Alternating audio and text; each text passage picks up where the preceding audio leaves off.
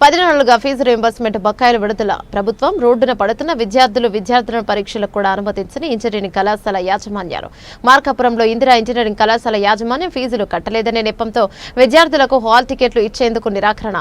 దీంతో పరీక్ష రాయలేకపోయినా సుమారు 100 మందికి పైగా ఇంజనీరింగ్ ద్వితీయ సంవత్సరం విద్యార్థులు. మాకు ఫస్ట్ ఏం చెప్పారంటే జాయిన్ అయ్యేటప్పుడే యూనివర్సిటీ ఫీజు మీరు కట్టుకోవాలి, జేవిడి పడితే మాత్రం మీరు కట్టాలి, అంతే, అంతకు మించి మీరు ఎక్కువ అమౌంట్ పే చేయాల్సిన అవసరం లేదు, మీకు ఎటువంటి ప్రెజర్ పెట్టమని చెప్పారు. ఇప్పుడు వాళ్ళు ఇప్పుడు ఏమైనా ప్రెజర్ చేస్తున్నారంటే 1 lakh కడితే తప్ప మేము మీకు హాల్ టికెట్స్ ఇయ్యము అని చెప్పారు. సర్లే అని చెప్పి ఇస్తారేమో అని చెప్పి 10:30 వరకు వెయిట్ చేస్తాం. అయినా కూడా వాళ్ళు రెస్పాండ్ కావట్లేదు. సార్ వాళ్ళు అయితే అస్సలు రెస్పాండ్ కావట్లేదు. ఇప్పుడు మాకు 2 పరిష్కారాలు కావాలి. ఓటీ ఎగ్జామ్ ఉంది మాకు, ఇప్పుడు దానికి పాస్ చేపిస్తారా ఒకటి, లేదంటే ఇప్పుడు మనం లోపలికి ఇన్వాల్వ్ చేపిస్తారా 2, అంతే సార్.